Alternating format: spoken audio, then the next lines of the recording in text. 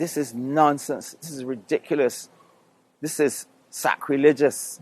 Cultural ambassador and social activist, the Most Honorable Anthony Gabby Carter, referring to a wall being constructed as part of the Tembe construction project by Water Limited. Town and country planning have made a monumental mistake in permitting these so-called developers to come here and build a ridiculous wall. This is terrible.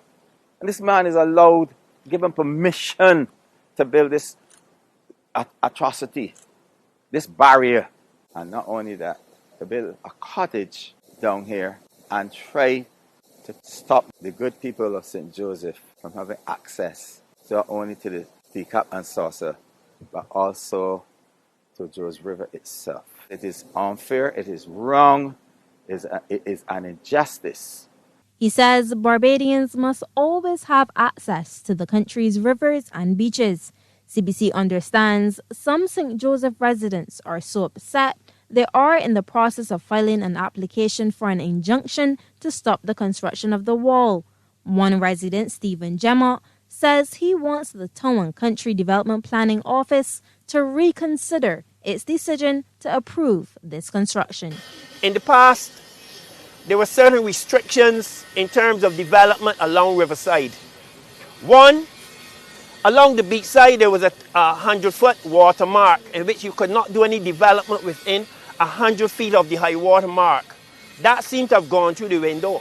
One. Two, there's a setback, what you call an easement, from the center line of the river.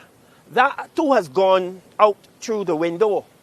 Richard Haynes, CEO of South Central Marketing, which represents Water Limited, was on hand to hear the residents' concerns. He spoke on behalf of the developers. They have heard the local community.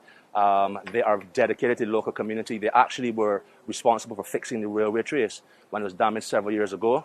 They were heavily involved in the construction of the Joes River Bridge, which obviously is a major attraction down here for locals. And they've heard the people's concerns.